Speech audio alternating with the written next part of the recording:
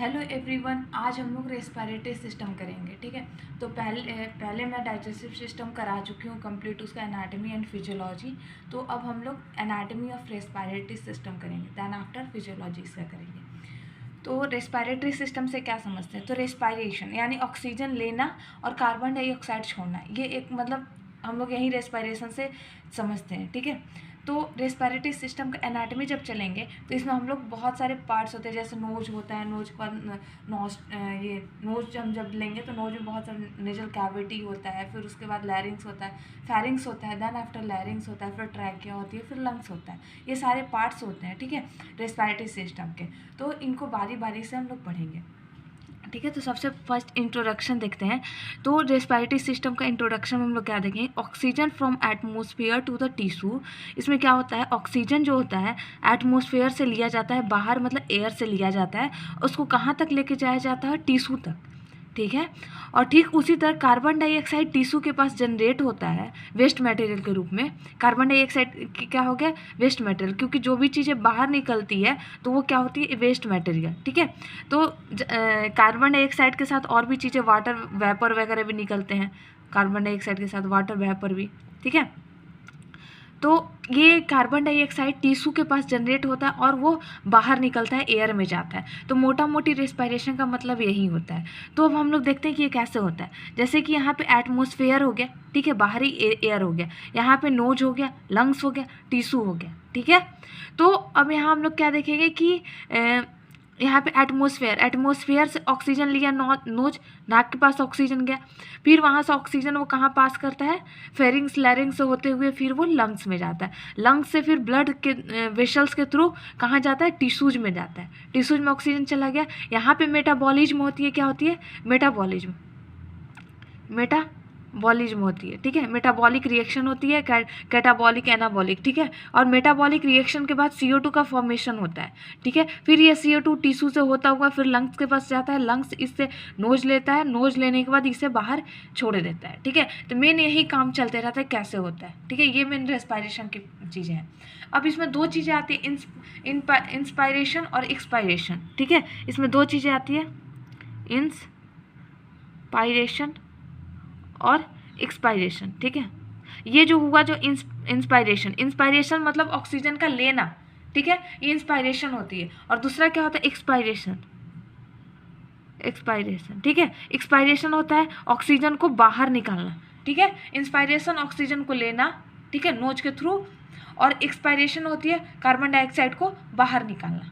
ठीक है, इन मतलब अंदर और एक्स मतलब बाहर। ठीक है, इन मतलब इनसाइड और एक्स मतलब बाहर। ठीक है, आउटसाइड। ठीक है, अब यहाँ देखते हैं एक्सचेंज ऑफ गैसेज जो एक्सचेंज होती है उसमें कौन कौन सी फेजेज होती है?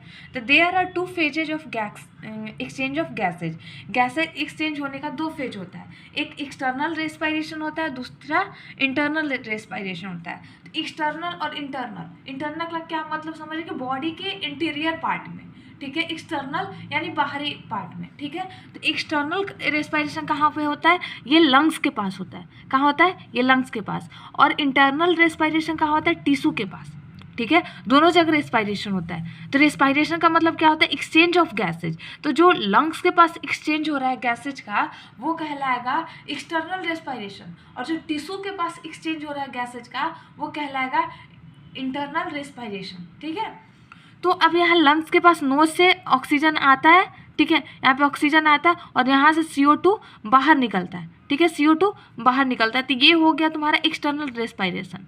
ठीक है, इंटरनल रेस्पिरेशन हो गया कि ये हो गया आर्टरी से ही तो ऑक्सीजन आता है ना, और ये हो गया वेन। ठीक है, ऑक्सीजन यहाँ से आता है और कार्बन डाइऑक्साइड वेन के थ्रू बाहर जाता है। तो यहाँ पे ऑक्सीजन और कार्बन डाइऑक्साइड का एक्सचेंज होता है। ठीक है, तो इसको हम लोग बोलते हैं इंटरनल रेस्पिरेशन। 2 फेजेज हो गई, external respiration and internal respiration. External respiration कहाँ पे हो रही है? लंग्स के पास। और इंटरनल रेस्पिरेशन कहाँ पे हो रही है? टिश्यू के पास। ठीक है, समझ में आया? अब हम लोग देखते हैं इसमें मेन ये भी जरूरी है कि पैसेजेज, इसके पैसेज पाथवे क्या है? ठीक है, पैसेजेज ऑफ गैसेस एक्सचेंज का पाथवे क्या है? रेस्पिरेटरी सिस्टम का पाथवे क्या है? कैसे कैसे होके एयर जो होता है हमारी बॉडी में जाता है, ऑक्सीजन हमारी बॉडी में जाता है, फिर कार्बन डाइऑक्साइड वहाँ से बाहर कैसे निकलता है। ठीक है।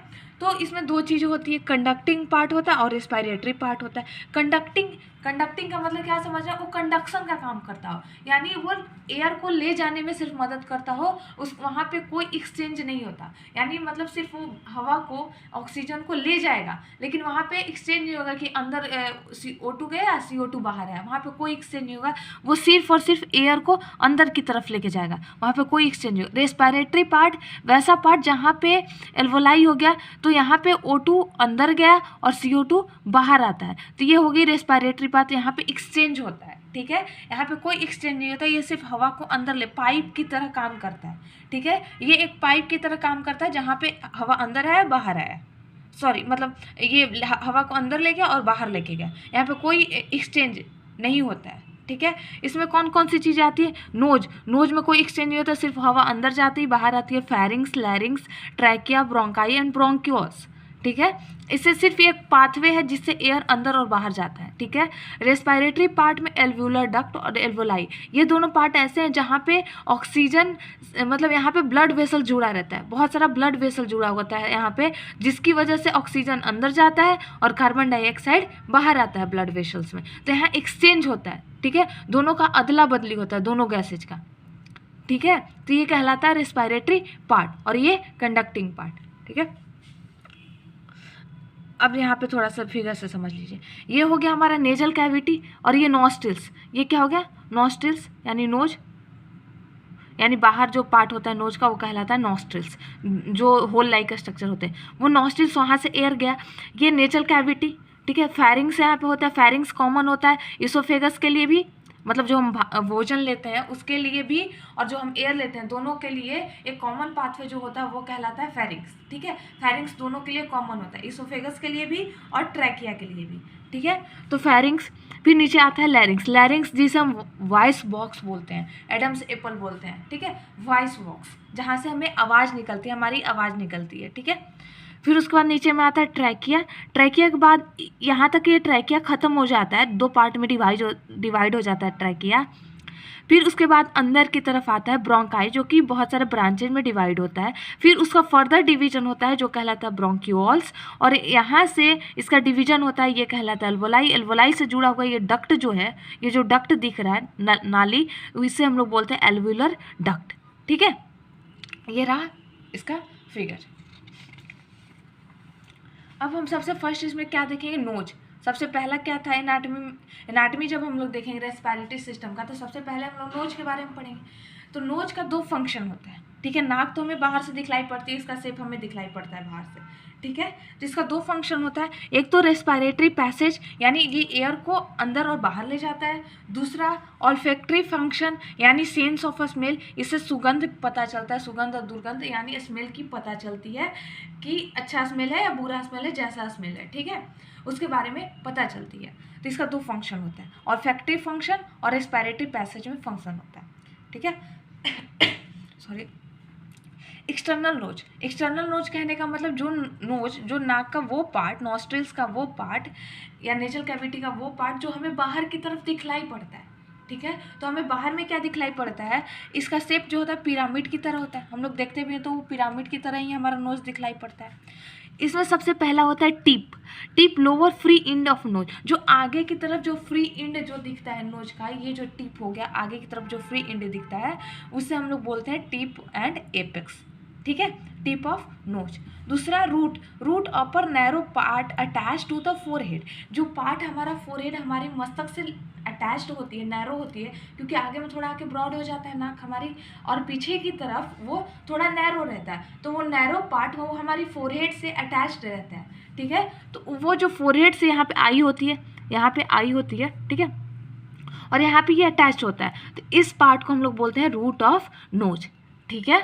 फिर आती है हमारी dorsum of nose. Dorsum of nose क्या है कि ये दोनों नाक के बीच में जो ये ऊपर की तरफ उठी हुई दिखती है ना, जो नाक है उसमें ऊपर की तरफ उठी हुई दिखती है एक मतलब पतली रीजेस टाइप में, तो वो कहलाती है डॉर्सम ऑफ नोज। वो क्या कहलाते हैं, राउंडेड बॉर्डर, वो राउंडेड बॉर्डर की तरह होती है between tip and root, tip और रूट के बीच में जो ज्वाइन करती है उसे हम लोग बोलते हैं डॉर्सम ऑफ नोज, ठीक है। फिर आती है नॉस्ट्रल्स या फिर एंटेरियर नारिस। ये जो पार्ट हुआ जो आगे की तरफ होल होता है ये नॉस्ट्रल्स कहलाती है या फिर anterior naris. These are two piriform shaped aperture present at the broader lower part. ये कहाँ आगे की तरफ जो ब्रॉडर लोअर पार्ट है वहाँ पे प्रेजेंट होती है, जिसे हम लोग बोलते हैं नॉस्ट्रल्स या फिर एंटेरियर नारिस, ठीक है। और ये जो आगे की तरफ आप देखेंगे ना, जहाँ पे गर्ल्स अपना मतलब होल करवाती है नोज पिन्स वगैरह पहनने के लिए, ठीक है, तो जो वो पार्ट होता है नोज पिन्स वगैरह जहाँ पहना जाता है उस पार्ट को हम लोग क्या बोलते हैं, एला, ठीक है, अल्लाह, ALA, ठीक है, उस पार्ट को अल्लाह बोलते हैं, ठीक है। अब हम लोग मतलब बाहर की तरफ से नोज को देख लिए, एक्सटीरियर देख लिए, अब इंटीरियर में जाके देखते हैं। तो इंटीरियर में जब जाएंगे तो उसको हम लोग बोलते हैं नेजल कैविटी, ठीक है, नेजल कैविटी। उसका भी शेप जो होता है पिरामिड टाइप का होता है, और नेजल कैविटी को 2 पार्ट में डिवाइड कर लिया जाता है। ये इस तरह से 2 पार्ट में डिवाइड हो जाता है क्योंकि बीच में नेजल सेप्टम होता है, ठीक है। इंटीरियर जो बाहर में रहता है इसको नॉस्ट्रल्स बोलते हैं, नारिस बोलते हैं, ठीक है, जो होल रहता है। और जो सबसे एंड पॉइंट इसका होता है, सबसे एंड पॉइंट, उसे हम लोग नेजल एपर्चर या फिर कॉन्केव बोलते हैं, ठीक है। Nasal cavity divided into 2 half, ये 2 पार्ट में डिवाइड हो जाता है, राइट एंड लेफ्ट पार्ट में, बिकॉज ऑफ नेजल सेप्टम। इन दोनों के बीच में नोज में एक नेजल सेप्टम होती है जो कि राइट और लेफ्ट में डिवाइड कर देती है नोज को, नेजल कैविटी को, ठीक है। यहाँ पे इसका सब डिवीजन देखेंगे, इसका रीजन्स देखेंगे, अंदर में कौन कौन से रीजन्स होती हैं। तो वेस्टिबुलाई, ठीक है, सबसे आगे में जब हम एयर्स लेते हैं, जो होल है, होल के जस्ट अंदर वहाँ पे वेस्टिबुलाई होती है और वहाँ पे बहुत सारे हेयर्स प्रेजेंट होते हैं। हम लोग कहीं अपने नाक को देखेंगे तो बहुत सारे हमें हेयर्स नज़र आते हैं। तो जो हेयर वाला जो एरिया है उसको हम वेस्टिबुलाई बोलते हैं, जो कि डायलेटेड पार्ट होता है और जस्ट इनसाइड द नॉस्ट्रल्स के जस्ट अंदर ही होता है, और वहाँ पे बहुत सारे हेयर्स प्रेजेंट होते हैं। और इन हेयर्स का क्या काम होता है, फिल्ट्रेशन ऑफ एयर, जो हम हवा लेते हैं उनका शुद्धिकरण करने में हेल्प करता है। यानी हवा के साथ हम बहुत सारे पॉल्यूटेड पार्टिकल्स लेते हैं तो उनका ये फिल्ट्रेशन करता है, ठीक है। उस हेयर्स को विवरिस से कहते हैं, ठीक है, विवरिस से उस हेयर्स को कहते हैं। तो ये जस्ट ये अंदर होता है, नॉस्ट्रल्स हो गया, नॉस्ट्रल के जस्ट अंदर होता है ये वेस्टिबुलाई, ठीक है। उसके बाद आता है ऑल्फैक्टरी रीजन। ऑल्फैक्टरी रीजन यहाँ पे ये 1/3 होता है, ठीक है, 1/3 होता है, ये पूरा नहीं घेरा रहता, 1/3 पार्ट को नेजल कैविटी के अपर साइड में होता है, ऊपर में होता है ऑल्फैक्टरी रीजन, जहाँ पे हम हवा लेते हैं, परफ्यूम वगैरह जब सूंघते हैं, जब हमारी वो एयर जाती है परफ्यूम वाली एयर, तो इसी के यहाँ पे जब पहुँचती है तो हमें उसका स्मेल आता है, ठीक है। ये यहीं पे जब एयर जाके जुड़ता है, यहाँ पे जब एयर पार्टिकल्स अटैच होते हैं, ठीक है, यहाँ पर रिसेप्टर्स होता है, अटैच होते हैं तो हमें स्मेल आती है, ठीक है, किसी भी चीज़ की गंध आती है, ठीक है। तो olfactory region 1/3 part of nasal cavity having olfactory receptor cells. यहाँ पे ऑल्फैक्टरी रिसेप्टर सेल्स होते हैं जो कि एयर्स में जो पार्टिकल्स रहते हैं उनको ट्रैप करते हैं, रिसेप्टर्स वहाँ होते हैं, फिर वो उसके हिसाब से स्मेल बताते हैं, ठीक है।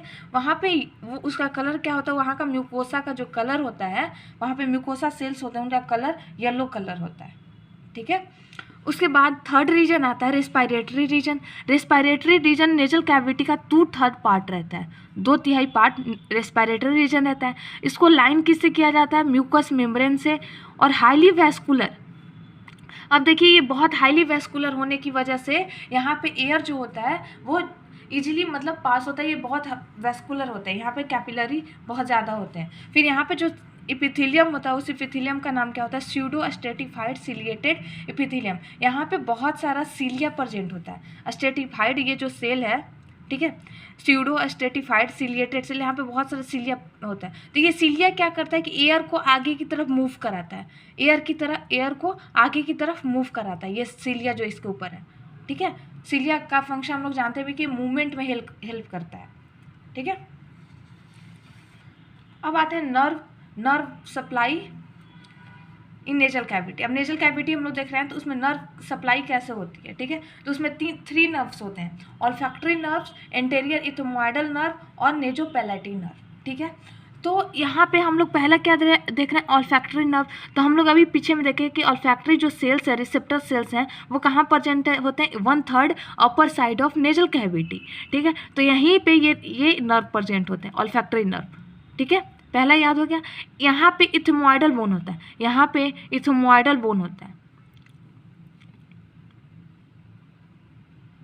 इथमोइडल बोन होता है, ठीक है। आई का एक बोन हुआ इथमोइडल बोन, तो यहाँ पे इथमोइडल बोन होता है, तो वही नर्व इधर भी आती है, एंटेरियर इथमोइडल नर्व, ठीक है। इस बोन से याद रखिएगा। और यहाँ पे ऑल्फैक्टरी सेल्स हैं, तो इससे याद रखिएगा ऑल्फैक्टरी नर्व्स। यहाँ पे पैलेटिन होते हैं, जब हम नाक हमारा जो होता है नोज होता है, तो वहाँ पे पैलेटिन होते हैं, पैलेट होते हैं। उस पैलेट से भी नेजोपैलेटाइन नर्व आती है, नीचे की तरफ आती है हमारे टीथ वगैरह में, तो ये कहलाती है नेजोपैलेटाइन नर्व। और ये होगी मैग्जिला, मैग्जिला वाली रीजन है ये, मैग्जिला, ठीक है। मैग्जिला वाली रीजन तक आती है, ऊपर का पैलेटिन तक आती है, तो ये कहलाती है नेजोपैलेटिन नर्व। 3 टाइप की नर्व जो कि नोज में सप्लाई होती है, नेजल कैविटी में, ठीक है। अब नेक्स्ट इसका स्ट्रक्चर हम लोग देखेंगे रेस्पिरेटरी सिस्टम में, वो है लैरिंग्स।